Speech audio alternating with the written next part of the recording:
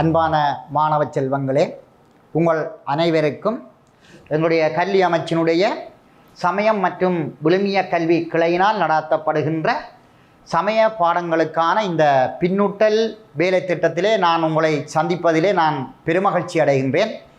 இன்றைய தினம் நாங்கள் எங்களுடைய தரம் 10, 11 பாடப்புத்தகத்திலே காணப்படுகின்ற சில முக்கியமான அலகுகளை நாங்கள் உங்களோடு பகிர்ந்து கொள்ள இருக்கிறோம். அந்த வகையிலே இந்த நிகழ்ச்சி திட்டத்தினை ஒழுங்கு செய்த சமயம் மற்றும் விழுமிய கல்வி அமைச்சின் திட்ட பணிப்பாளர் அவர்களுக்கு மனமார்ந்த நன்றியை தெரிவித்து இந்த நிகழ்வுக்குள் நாங்கள் செல்லலாம் என்று நினைக்கின்றேன். ஆகவே அன்பான மாணவ செல்வங்களே, இன்றைய தினம் நாங்கள் 2-3 அலகுகளை மையமாகப்படுத்தி நாங்கள் இந்த வேலை திட்டத்தை முன்னெடுக்கிறோம். அந்த அடிப்படையிலே நாங்கள் இன்றைய தினம் கால கணிப்பு என்ற ஒரு அலகுக்குள்ளே நாங்கள் வருகின்ற சில வினாக்களை உங்களோடு பகிர்ந்து கொள்ள இருக்கின்றேன். அந்த அடிப்படையிலே எங்களுடைய இந்து பாரம்பரியத்திலே கால கணிப்பு, அதாவது பஞ்சாங்கம் என்பது இந்து மக்களோடு பின்னி பிணைந்த ஒன்றாக இருக்கிறது. தமிழர்களையும் சைவர்களையும் வேறுபடுத்தி பார்க்க முடியாத அளவுக்கு இருப்பது போன்று எங்களுடைய வாழ்க்கையிலே இந்த கால கணிப்பும் ஒரு மிக முக்கியமான ஒன்றாக இருக்கிறது. ஆகவே அந்த அலகினை நாங்கள் அடிப்படையாக வைத்துக்கொண்டு அந்த பகுதிக்குள்ளே வரக்கூடிய சில வினாக்களை மட்டும்தான் நாங்கள் இங்கே போட்டிருக்கின்றோம். ஆனால் அதிலே சம்பந்தப்பட்ட இன்னும் பல வினாக்கள் அங்கே இருக்கின்றன. அதையும் நான் இதோடு உங்களோடு இணைந்த வகையிலே நான் அதை உங்களோடு பகிர்ந்து கொள்வேன் பிள்ளைகள். ஆகவே அந்த அடிப்படையிலே நாங்கள் இந்த சூரியன் சந்திரன் கோள்களை அடிப்படையாக வைத்துக்கொண்டு ஆரம்பத்திலே இந்த காலத்தை கணித்தார்கள். ஆதியிலே குப்தர் காலத்திலே ஆரியப்பட்டராலே இந்த பஞ்சாங்கம் கணிக்கப்பட்டது. அவ்வாறு ஈழத்திலே இன்று 2 முக்கியமான பஞ்சாங்கங்கள் இருக்கின்றன. வாக்கிய பஞ்சாங்கம், திருக்கணித பஞ்சாங்கம் என்று சொல்லப்படுகின்ற 2 பஞ்சாங்கம் இன்று இருப்பதை நாங்கள் பார்க்கிறோம். அந்த பஞ்சாங்கத்தை அடிப்படையாக கொண்டுதான் எங்களுடைய வாழ்வியலிலே நாங்கள் இடம்பெறுகின்ற பூர்வ அவர கிரியைகளாக இருந்தாலும் ஏனைய விடயங்களாக இருந்தாலும் அதனை அடிப்படையாக வைத்து கொண்டுதான் நாங்கள் எங்களுடைய செயல்பாடுகளை கங்கரியங்களை நாங்கள் முன்னெடுத்து போவதை நாங்கள் பார்க்கின்றோம் பிள்ளைகள். ஆகவே அந்த அடிப்படையிலே காலத்தை கணிக்கின்ற அலகுகள் எவை என்று நாங்கள் இதில் ஒரு வினா அங்கே தொடுக்கப்பட்டிருக்கின்றது. அதே மாதிரி சந்திரமானம் சௌமாரம் இரண்டினையும் விளக்கு என்று ஒரு வினா தொடுக்கப்பட்டிருக்கின்றது. பூர்மானிந்த முறை அல்லது ஆமந்த முறை என்ற 2ஐயும் விளக்குக என்று அங்கே கேட்கப்பட்டிருக்கின்றது. ஆகவே பஞ்சாங்கத்திலே சொல்லப்பட்ட கால கணிப்பு அலகுகள் என்று நாங்கள் பார்க்கின்ற போது நிமிடம், நாள், மாதம், வருடம் என்று நாங்கள் பார்க்கின்றோம். இதிலே வருடம் மிக நீண்ட அல்லது பெரிய ஒரு கால கணிப்பாக அதை நாங்கள் பார்ப்பது மரபாக இருக்கின்றது. ஆகவே அந்த அடிப்படையில் நீங்கள் பார்த்தால் தெரியும் பிள்ளைகள், கால கணிப்பு அலகுகளவை என்று நாங்கள் பார்க்கின்ற போது நாள், கிழமை, மாதம், ஆண்டு என்ற 4ம் இங்கே சொல்லப்பட்டிருப்பதை நாங்கள் பார்க்கிறோம். அதே மாதிரி சந்திரமானம் என்றால் என்ன, அதே போன்று சௌமாரம் என்றால் என்ன என்ற அடிப்படையில் நீங்கள் பார்த்தீங்கன்னு சொன்னால் சந்திரமானம் என்பது சந்திரனை அடிப்படையாக கொண்டு கணிக்கப்படுகின்ற முறையை நாங்கள் சந்திரமானம் என்று சொல்லி அழைக்கிறோம். அதே போன்று சூரியனை அடிப்படையாக கொண்டு நாங்கள் கணிப்பதை சௌமாரம் என்று அங்கே அழைக்கப்படுவதை நாங்கள் பார்க்கக்கூடியதாக இருக்கின்றது. ஆகவே சந்திரனை அடிப்படையாக கொண்டு சந்திரமானமும் சூரியனை அடிப்படையாக கொண்டு சௌமாரமும் கணிக்கப்படுவதை நாங்கள் இந்த விடைகளிலே நாங்கள் பார்த்திருக்கின்றோம். அதே போன்று அடுத்த வினா இங்கே தொடுக்கப்பட்டிருக்கின்றது. பூர்மானந்த முறை, ஆமாந்த முறை என்று 2 கேள்விகள் அங்கே ஒரே வினாவிலே தொடுக்கப்பட்டிருக்கின்றது. அதை நீங்கள் பார்த்தீங்கன்னு சொன்னால் பூரணை, அதாவது பௌர்ணமி, பௌர்ணமி நாளை இறுதி நாளாக கொண்டு கணிக்கப்படுவது பூரணமாந்த முறை என்று நாங்கள் பார்க்கிறோம். அதே போன்று ஆமாந்த முறை என்று நாங்கள் பார்த்தால் அமாவாசையை இறுதி நாளாக கொண்டு நாங்கள் காலத்தை கணிக்கிற அந்த முறையினை நாங்கள் ஆமாந்த முறை என்று இரண்டாக அந்த முறையை நாங்கள் பார்க்கின்றோம் பிள்ளைகள். ஆகவே இந்த பகுதியிலே நாங்கள் கால கணிப்பு அலகுகளவை என்று பார்த்திருக்கிறோம். சூரியமானம் சந்திரமானம் என்றால் என்னென்று பார்த்திருக்கிறோம். அதே மாதிரி பூமாந்த ஆமாந்த முறை என்ற இரண்டு விடயங்களையும் நாங்கள் பிள்ளைகள் பார்த்திருக்கிறோம். இதுக்குள் இன்னும் பல வினாக்கள் இருக்கின்றன. ஆனால் நாங்கள் அதனையும் இங்கு தொடர்ச்சியாக நாங்கள் பார்க்க இருக்கிறோம். அந்த அடிப்படையில் நாங்கள் பார்த்தோமாக இருந்தால் இந்து மரபிலே சூரியமான முறையில் கணிக்கப்படும் ஆண்டுகள் எத்தனை? அதாவது தமிழர்களுடைய பஞ்சாங்கத்திலே நாங்கள் ஒரு காலக்கணக்கியை வைத்துத்தான் இந்த ஆண்டை நாங்கள் கணிக்கிறோம். அதாவது 60 ஆண்டுகளை அடிப்படையாக கொண்டுதான் எங்களுடைய கால ஆண்டுகள் காணப்படுகிறது. இப்போது இந்த வருடம் பிறந்த புத்தாண்டை நாங்கள் குரோதி வருடம் என்கின்றோம். அந்த 60 வருடங்களிலே ஒன்றாகத்தான் அந்த குரோதி வருடம் 2024ஆம் ஆண்டு பிறந்திருக்கிறது. ஆகவே 60 ஆண்டுகளை அடிப்படையாக கொண்டுதான் இந்த ஆண்டு கணிப்பிலே கணிக்கப்பட்டிருப்பதை நாங்கள் பார்க்கிறோம். அதே போன்று பாருங்கள், அடுத்த வினாவை பார்த்தீர்களாக இருந்தால் எமது முன்னோர்கள் கையாண்ட வெவ்வேறு ஆண்டு முறைகளவை. ஆகவே ஆரம்ப காலத்திலே 60 ஆண்டுகளை அடிப்படையாக கொண்டு காலத்தை கணிக்கின்ற போது அதிலே பல இடர்பாடுகள் ஏற்பட்டது. ஏனென்று சொன்னால் ஒரு 60 ஆண்டுகளுக்கு பிறகு அதே ஆண்டு திரும்பவும் வருகின்ற ஒரு மரபு இருக்கிறது. இந்த வருடம் குரோதி வருடம் பிறந்திருக்குன்னு சொன்னால் இந்த வருடத்திலிருந்து இன்னொரு 61வது ஆண்டு மீண்டும் இந்த குரோதி வருடம் பிறக்கும். ஆகவே எந்த குரோதி வருடத்திலே என்ன சம்பவம் நடந்தது என்பதை கணிக்க முடியாத ஒரு சூழ்நிலை இருந்திருக்கிறது. அதன் அடிப்படையிலே தான் பிற்காலத்திலே கிறிஸ்துவுக்கு பின் கிறிஸ்துவுக்கு முன் என்ற அடிப்படையிலே காலத்தை கணிக்கின்ற மரபு இன்று வளர்ந்திருப்பதை நாங்கள் பார்க்கிறோம். இதற்காகத்தான் எங்களுடைய முன்னோர்களும் ஆரம்பத்திலே அந்த காலத்தினை கணிப்பதற்காக அவர்கள் கையாண்ட வெவ்வேறு ஆண்டு முறைகளை நீங்கள் பார்த்தீர்களாக இருந்தால் சாலிவாகன சகாப்தம், விக்கிரம சகாப்தம், கொல்லன் சகாப்தம் என்று சொல்லி 3 அடிப்படையிலே அந்த ஆண்டுகளை அவர்கள் கணிப்பித்திருக்கிறார்கள். ஆகவே அந்த 60 ஆண்டில் ஏற்படுகின்ற பிரச்சனைகளை இடர்பாடுகளை நீக்குவதற்காகத்தான் இந்த முறையிலே அவர்கள் அன்று கணித்திருக்கிறார்கள். அது காலப்போக்கிலே இன்று கிறிஸ்துவுக்கு பின் கிறிஸ்துக்கு முன் என்ற அடிப்படையிலே வளர்ந்திருப்பதை நாங்கள் பார்க்கிறோம். அடுத்த வினாவை நீங்கள் பாருங்கள் பிள்ளைகள். சித்திர மாதத்தை புதுவருட பிறப்பாக கொண்டாடப்படும் நாடுகள் எவை? உங்களுக்கு தெரியும், சித்திரை மாதம் சூரிய பகவான் மேடராசிக்குள் பிரவேசிக்கின்ற அந்த நாளைத்தான் நாங்கள் சித்திரை வருட பிறப்பு என்கிறோம்.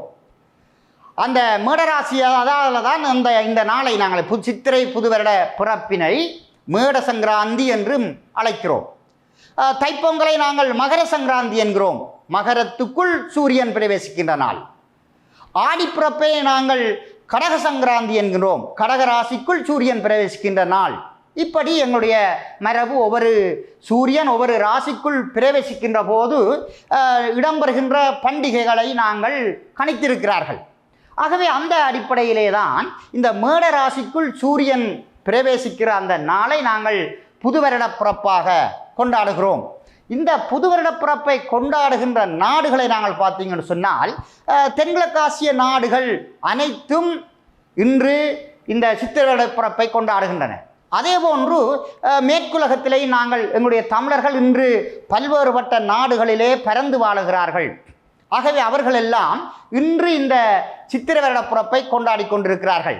ஆகவே அந்த அடிப்படையிலே மிக முக்கியமான நாடுகளாக நாங்கள் பார்த்தால் இந்தியா, இலங்கை, பர்மா, கம்போடியா, லாவோஸ், நேபாளம், தாய்லாந்து, பர்மா, இப்படி பல்வேறுபட்ட நாடுகளை நாங்கள் வரையறுத்து கொள்ளலாம். இது தமிழர்களுக்கென்று கொண்டாடப்படுகின்ற வருடங்களாக காணப்படுகிறது. ஆகவே பிள்ளைகள், அதை தொடர்ந்து இந்த கால கணிப்பிலே நாங்கள் பஞ்சாங்கம் என்ற அடிப்படையிலே சில விடயங்களை நாங்கள் பார்த்து கொள்ள வேண்டும். கட் பண்ணலாங்க. இந்த பஞ்சாங்கத்திலே 5 உறுப்புக்கள் முக்கியம் பெறுகின்றது. அதாவது 5 உறுப்புக்களை அடிப்படையாக கொண்டு கணிக்கப்பட்டது தான் பஞ்சாங்கம்.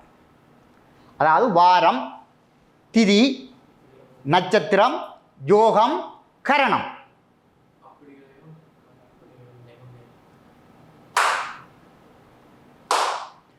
வாரம், திதி, நட்சத்திரம், யோகம், கரணம் என்ற 5 உறுப்புக்களை அடிப்படையாக கொண்டுதான் பஞ்சாங்கம் கணிக்கப்பட்டது.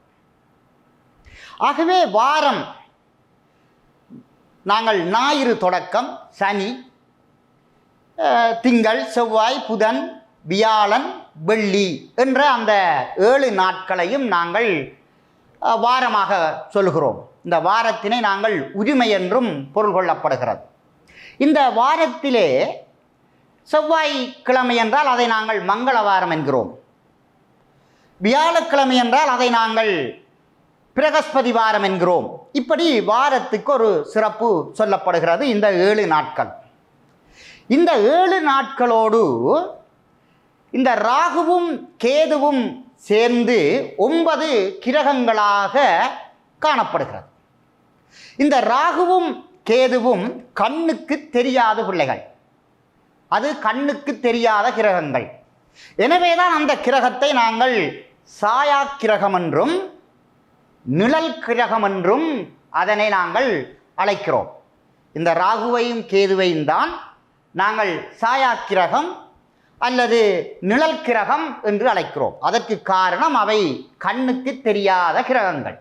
ஆகவே இந்த வினாவுக்கு உரிய விடையை நீங்கள் பார்ப்பீர்களாக இருந்தால் ராகு, கேது இந்த 2ம் சாயா கிரகங்கள் என்று நாங்கள் அழைக்கிறோம். இது வாரம் பற்றிய கருத்துக்களிலே நாங்கள் பார்த்தோம். அடுத்தது பிள்ளைகள் திதி.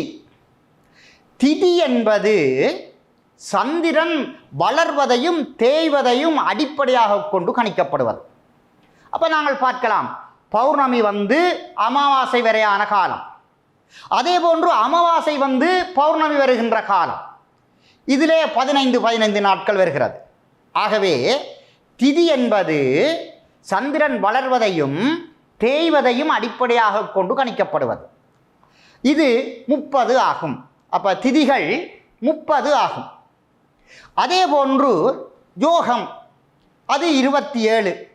யோகம் என்றால் ஒரு நட்சத்திரத்தினை சூரியன் கடக்க எடுக்கிற காலப்பகுதி அது யோகம். நட்சத்திரங்கள் 27, கரணங்கள் 60. எப்படி இந்த கரணம் வந்ததென்றால்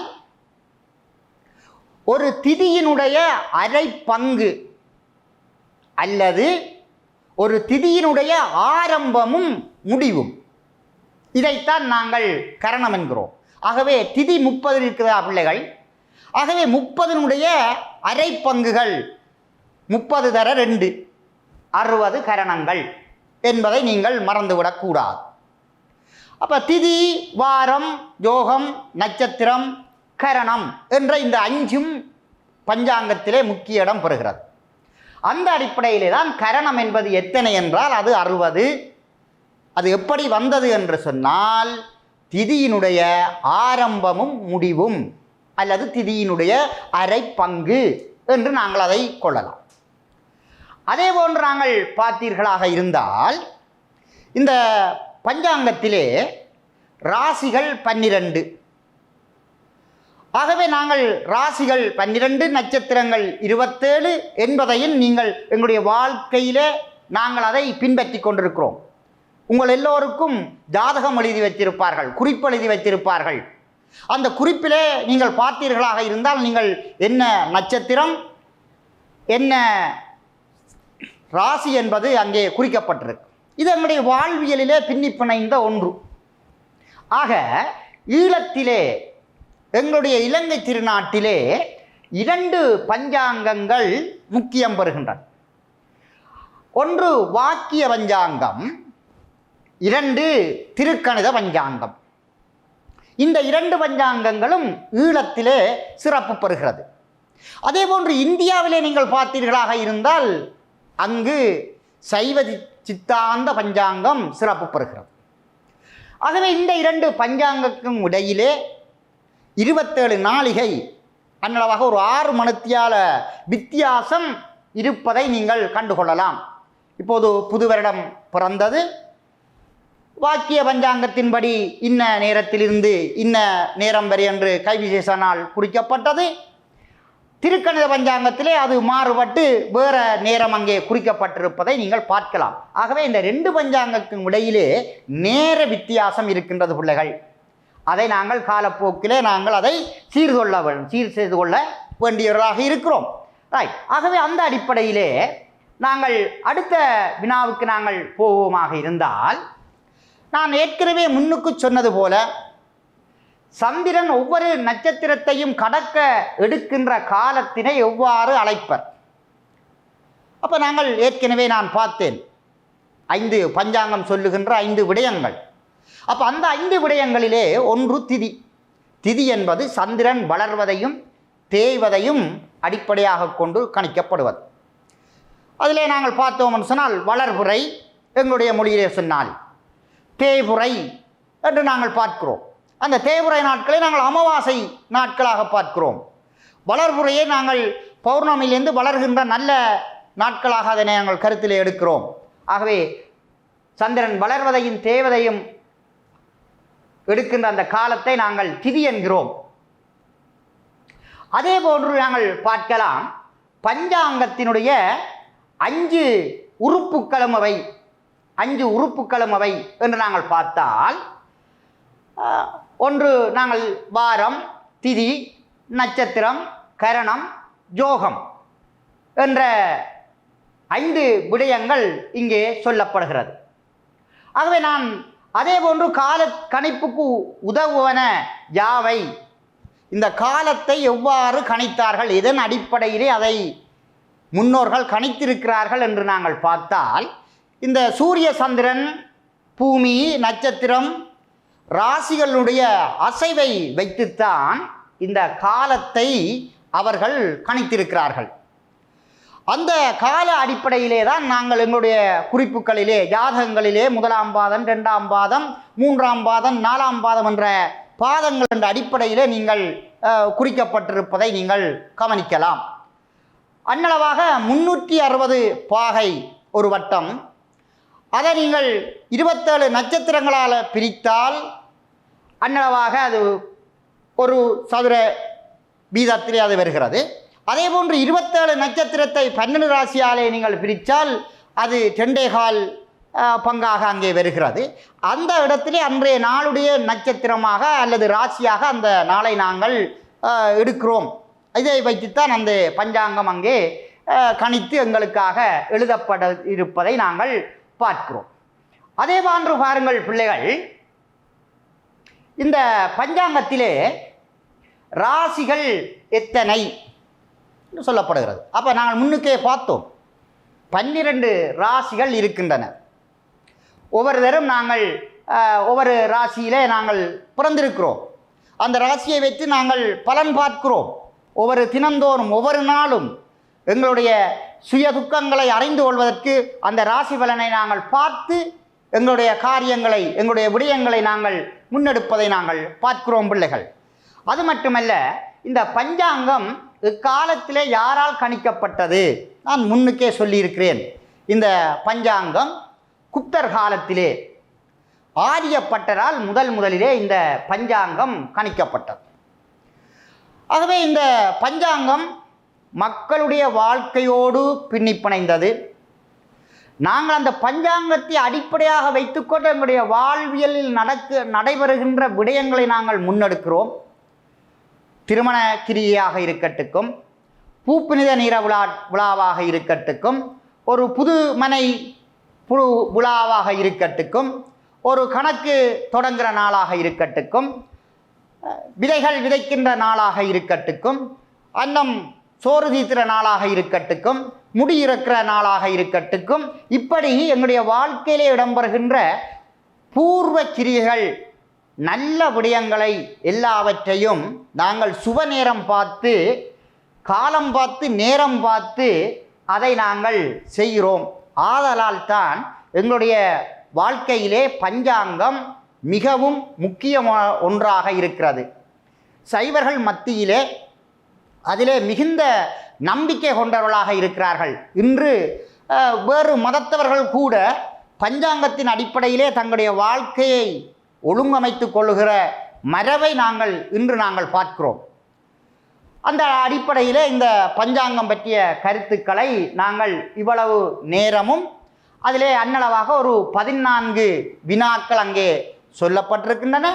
அந்த 14 வினாக்களுக்குமான விடையை உங்களோடு பகிர்ந்து கொள்வதோடு அந்த பஞ்சாங்கத்திலே சொல்லப்பட்ட மேலதிகமான பல வினாக்களையும் உங்களோடு நான் கலந்துரையாடி இருக்கிறேன் பிள்ளைகள். ஆகவே குறித்த நேரத்துக்குள் அந்த விடயங்களை நாங்கள் பார்க்க வேண்டியிருப்பதனால் நாங்கள் சில விடயங்களோடு நாங்கள் அடுத்த பகுதிக்குள்ளே நாங்கள் போக இருக்கிறோம்.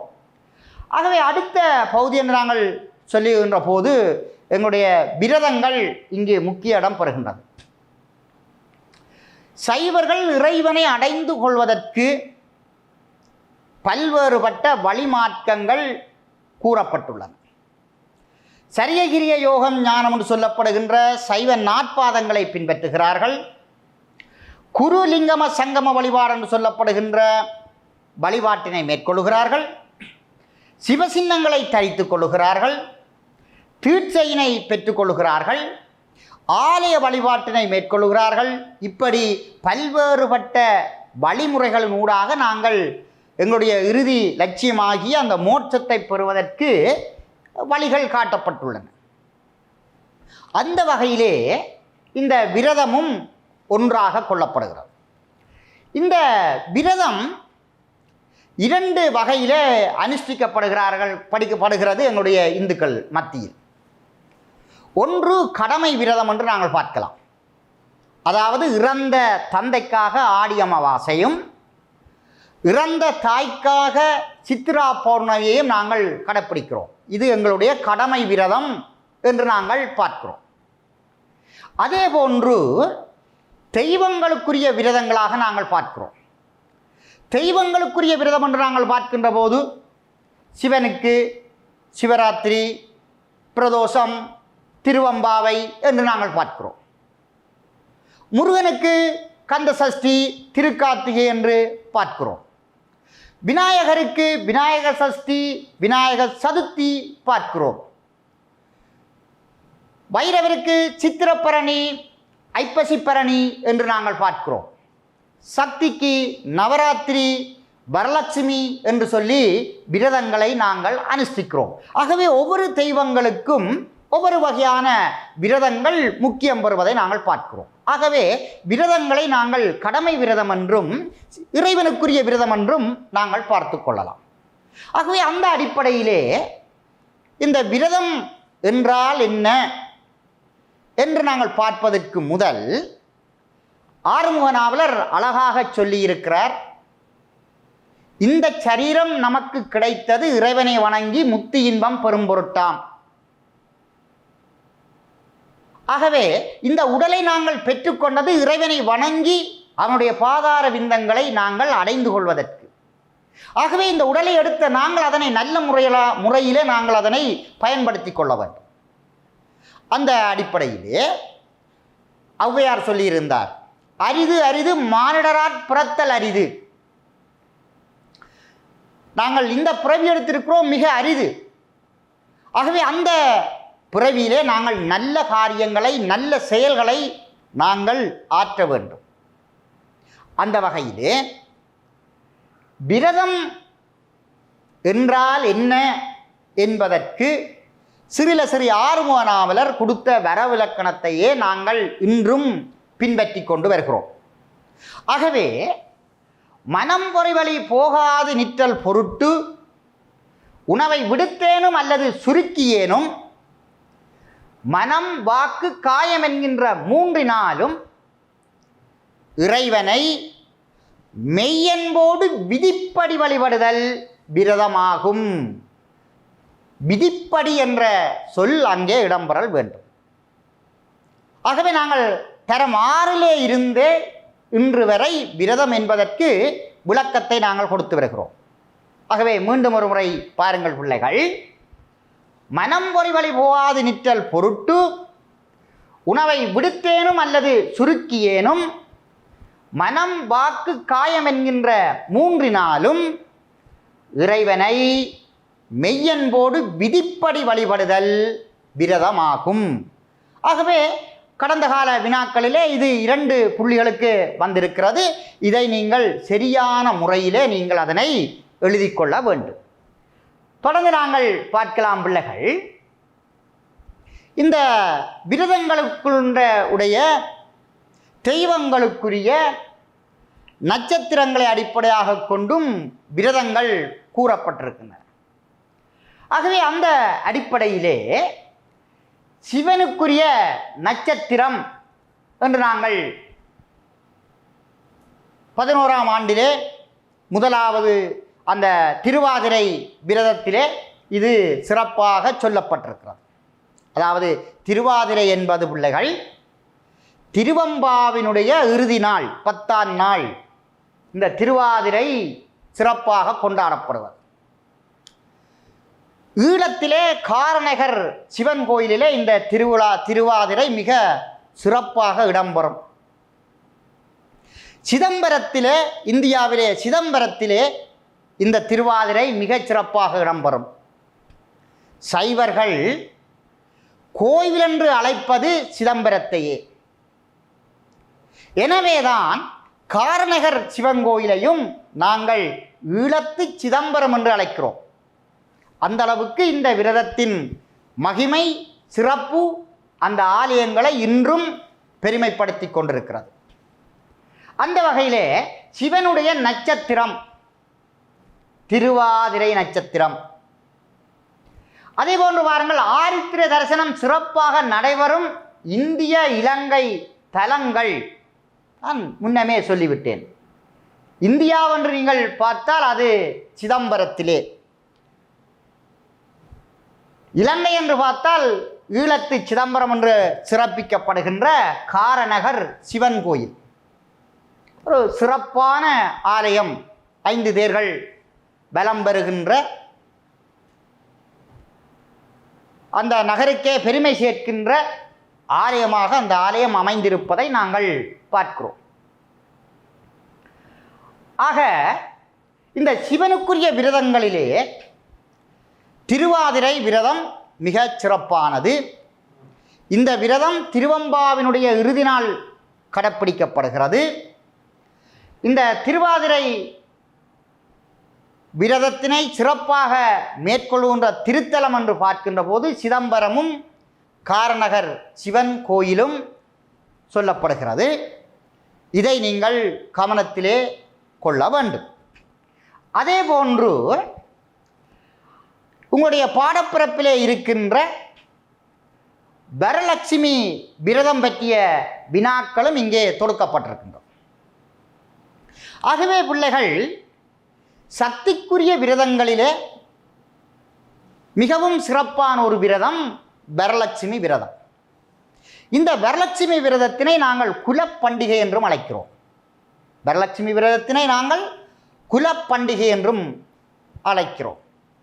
இந்த வரலட்சுமி விரதம் அம்மனுக்காக சிறப்பாக சுமங்கலி பெண்களினால் மேற்கொள்ளப்படுவது.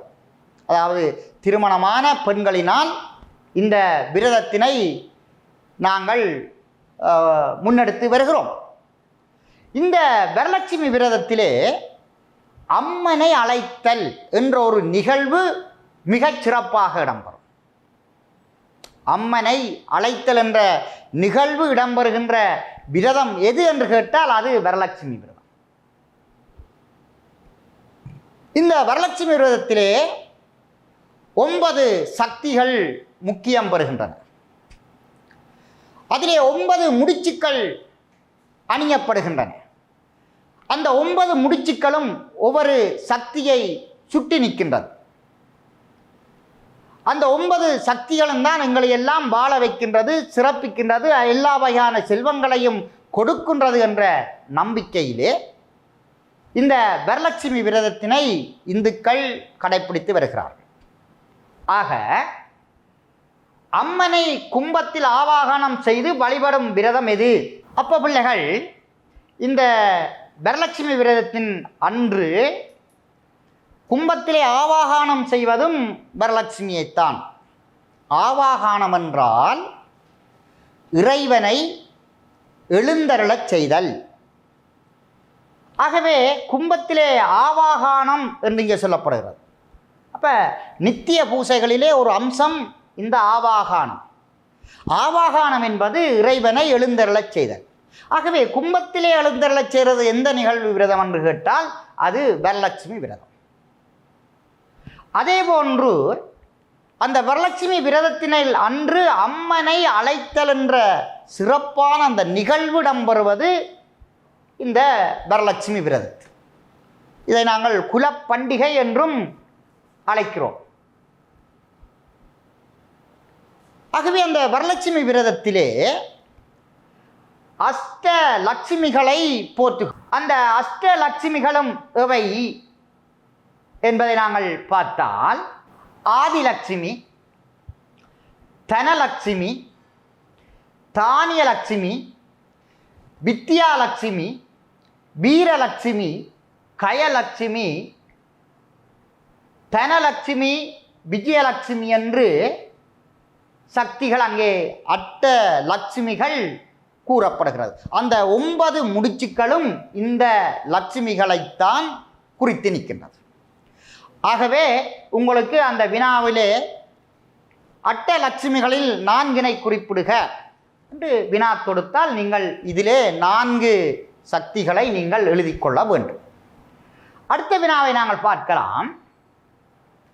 கார்த்திகை தீப பெருவிழா கொண்டாடப்படும் திருத்தலம் திருவண்ணாமலை.